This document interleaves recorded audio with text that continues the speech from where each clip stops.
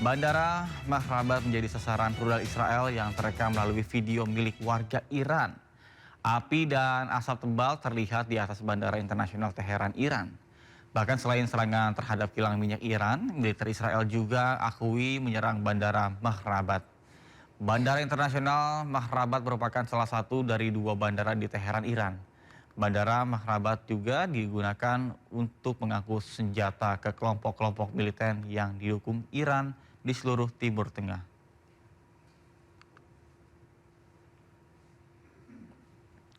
Pemirsa, warga Amerika Serikat terus menyuarakan kecaman terhadap Presiden Donald Trump. Mereka menyebut operasi militer Trump merupakan pengalihan isu dalam negeri yang sedang menjadi perhatian publik.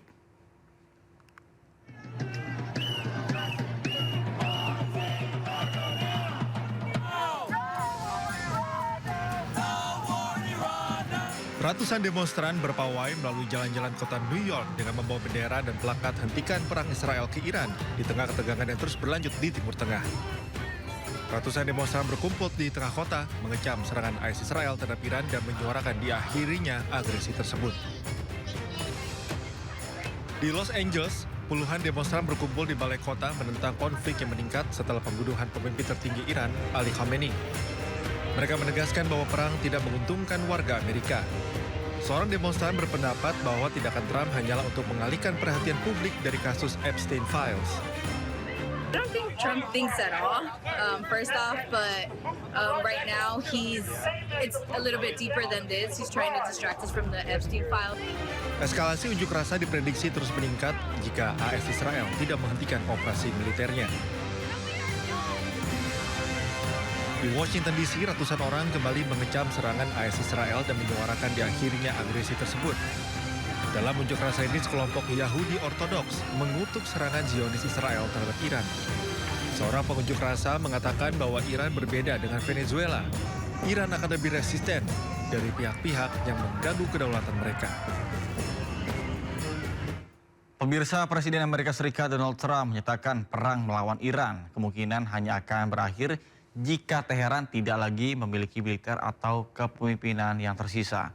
Bahkan Trump menegaskan saat ini tidak tertarik untuk melakukan negosiasi dengan Iran.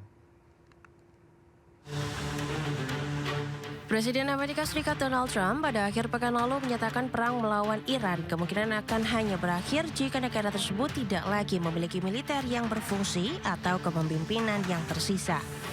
Berbicara kepada wartawan di atas pesawat kepresidenan Air Force One, Trump mengatakan saat ini tidak tertarik melakukan negosiasi dengan Iran.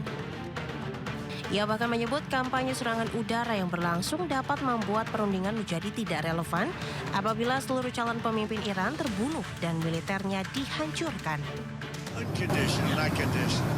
I said unconditional. It's where they cry uncle or when they can't fight any longer and there's nobody around to cry uncle.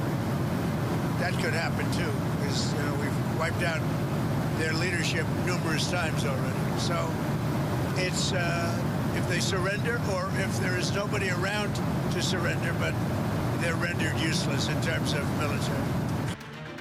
Pernyataan Trump tersebut disampaikan ketika konflik antara Israel dan Iran memasuki pekan kedua dengan kedua pihak saling melancarkan serangan di kawasan Timur Tengah.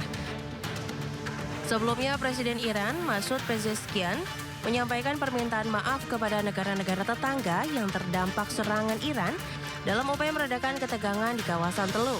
Namun, Pezeshkian menolak tuntutan Trump agar Iran menyerah tanpa syarat. Ia mengatakan Dewan Kepemimpinan Sementara Iran telah sepakat untuk menghentikan serangan terhadap negara-negara sekitar, kecuali jika serangan terhadap Iran berasal dari wilayah mereka.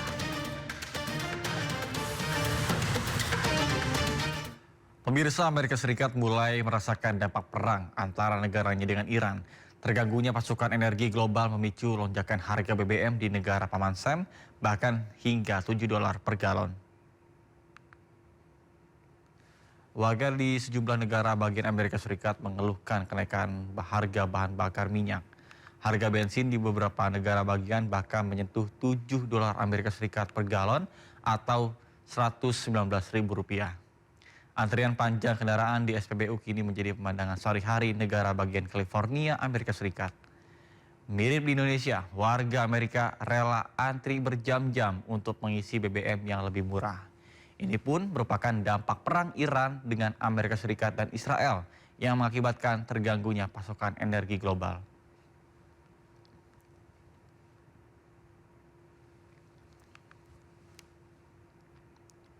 Pemirsa, 3 WNI anak buah kapal Tugboat Musafah II yang hilang di Selat Hormuz telah dilaporkan meledak dan juga tenggelam. Salah satunya adalah kapten kapal berasal dari Luwu, Sulawesi Selatan. Keluarga hingga kini menantikan kabar keberadaannya.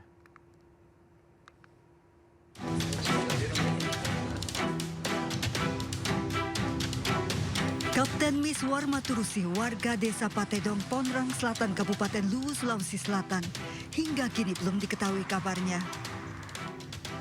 Kapten Miswar Maturusi memimpin kapal Tugboat Musafah II yang dilaporkan meledak dan tenggelam di Selat Hormuz. Miswar bekerja di dunia pelayaran lebih dari 20 tahun. Komunikasi terakhir keluarga dengan Miswar terjadi pada Rabu lalu, sempat berbicara dengan istrinya dan menyampaikan rencana pelayaran. Sehari setelahnya, Miswar masih sempat membuka pesan dari anaknya namun tidak membalas sebelum akhirnya hilang kontak. Sebelumnya kan disampaikan bahwa beberapa kali itu memang kapalnya itu kan kayak di sistem GPS-nya kayak error begitu. Error, terus sempat disampaikan bahwa ada katanya kayak dia semacam sesuatu dia lihat, giliran minta dipandu, ternyata tidak ada. Informasi hilangnya kapal pertama kali diterima keluarga Jumat pagi dari rekan korban. Keluarga berharap Kapten Miswar segera ditemukan dalam kondisi selamat. Dari Luwu, Sulawesi Selatan, Nasruddin Rubak, iNews melaporkan. Juru bicara Kementerian Luar Negeri Yvonne Moengkang mengatakan saat ini pihaknya telah berkoordinasi untuk mencari ABK yang hilang. Sementara sejumlah korban selamat dirawat di rumah sakit. WNI ABK berada di kapal Musafah II dan 1 WNI teknisi sedang berada di kapal kontainer Safin Prestige. Status para WNI yaitu 1 WNI ABK mendapat perawatan luka bakar dan sedang berada di Rumah Sakit Kota Kazab, Oman, dan 1 WNI teknisi yang selamat telah berada di Kota Abu Dhabi, sementara 3 WNI ABK masih terus diupayakan pencarian oleh otoritas setempat. Saat ini perwakilan RI di PEA dan Oman secara intensif berkoordinasi dengan otoritas tempat dan perusahaan kapal untuk proses pencarian 3 awak WNI yang hilang dan memastikan perawatan WNI ABK yang selamat serta terus menyampaikan perkembangan penanganan kepada pihak keluarga di Indonesia. Pemerintah Indonesia mulai evakuasi warga negara Indonesia di Iran. Evakuasi dilakukan secara bertahap seiring meningkatnya eskalasi perang Iran dengan Israel dan Amerika Serikat. Evakuasi dilakukan secara bertahap sambil mencermati eskalasi ketegangan di Iran. Sementara itu, jalur evakuasi selanjutnya masih akan disesuaikan dengan kondisi di lapangan dan ditentukan oleh KBRI Teheran dan Azerbaijan. KBRI Teheran juga terus menjalin komunikasi dengan jangkauan kepada WNI yang masih berada di wilayah Teheran.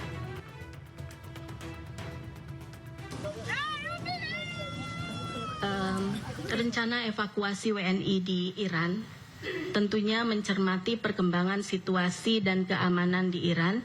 Evakuasi WNI di Iran akan dimulai secara bertahap hari ini dan tahap pertama ini akan melalui Azerbaijan, tapi mungkin ini untuk jalur-jalur evakuasi ini akan dilihat sesuai kondisi real di lapangan dan ini akan ditentukan oleh teman-teman di perwakilan kita di KBRI Tehran dan KBRI Azerbaijan. Untuk rencana evakuasi selanjutnya akan diputuskan oleh pemerintah RI setelah melalui berbagai pertimbangan keamanan yang paling update dan aspek-aspek lainnya, termasuk asesmen dari KBRI Tehran sebagai kantor perwakilan PEMRI yang memiliki kemampuan untuk memberikan asesmen yang paling lengkap.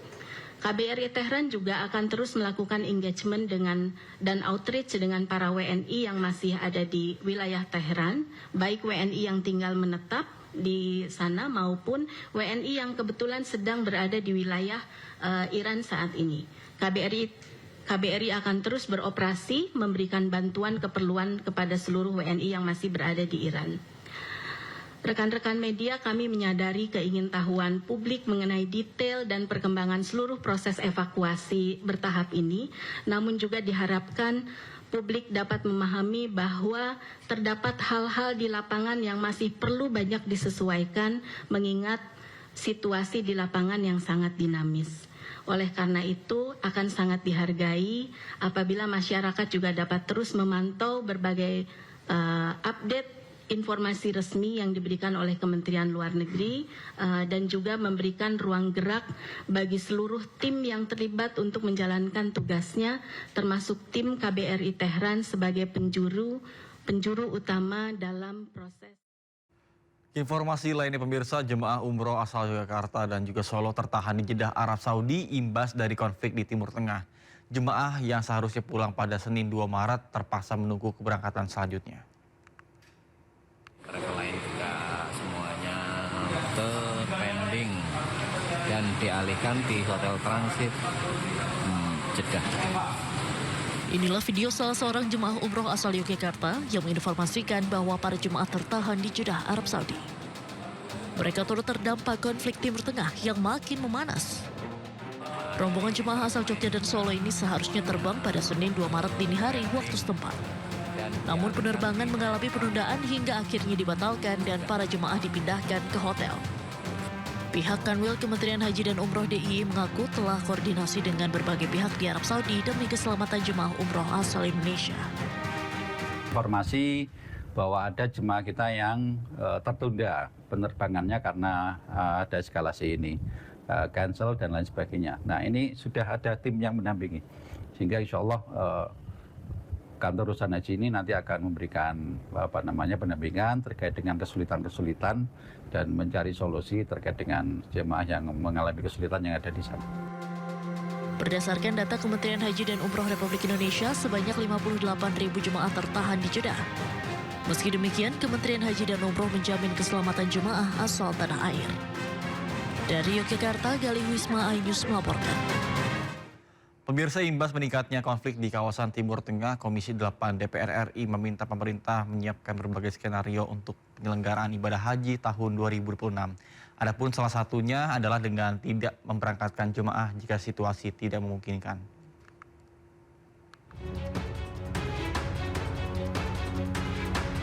Imbas meningkatnya eskalasi konflik di kawasan Timur Tengah, Komisi 8 DPR RI meminta pemerintah menyiapkan berbagai skenario terkait penyelenggaraan ibadah haji tahun 2026.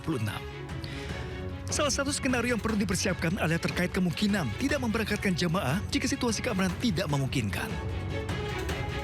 Kalau dari sisi paling aman, tidak memberangkatkan haji. Karena eskalasinya tidak bisa diprediksi. Tetapi itu dari sisi psikologis beragama itu mungkin agak berat. Yang kedua, kalau tidak memberangkatkan atau memang tidak lagi bisa berangkat. Jika memang diberangkatkan, Komisi 8 DPR meminta pemerintah menyiapkan alternatif rute penerbangan untuk keberangkatan atau kepulangan jemaah haji 2026. Tidak mungkin juga jamaah berlama-lama. Harus ada alternatif, umpamanya mungkinkah penerbangan dibelokkan dari Afrika, diterbang dari Jeddah menuju Nairobi, kemudian arah pokoknya arah Afrika, baru melewati lautan lepas, tidak di pinggir-pinggir kepulauan. Pemerintah perlu berkoordinasi dengan berbagai pihak untuk menyiapkan skenario tersebut, termasuk maskapai penerbangan serta penyedia layanan haji lainnya. Namun jika terpaksa tidak diberangkatkan, pemerintah perlu memastikan dana yang sudah dibayarkan untuk layanan jemaah tidak hilang. Tim Liputan iNews melaporkan. Pemirsa, buntut konflik antara Amerika Serikat, Israel dengan Iran, Panglima TNI perintahkan siaga 1 sebagai langkah antisipasi. Panglima TNI Jenderal Agus Subianto memerintahkan jajarannya untuk siaga tingkat 1 sebagai langkah antisipasi perkembangan situasi di dalam negeri. 7 perintah tersebut adalah menyiagakan personil dan juga alutsista serta patroli.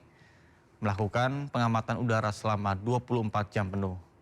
Bais TNI mendata dan juga memetakan kondisi WNI di daerah konflik. Kemudian meningkatkan patroli objek vital, mendeteksi dini potensi gangguan keamanan. Kemudian melakukan kesiapsiagaan di tiap kesatuan dan segera melaporkan ke Panglima TNI perkembangan situasi yang terjadi di dalam negeri.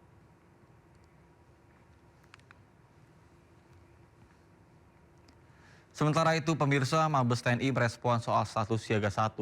Kapuspen TNI mengatakan jika TNI memiliki tugas utama melindungi negara dan juga masyarakat dari ancaman negara asing.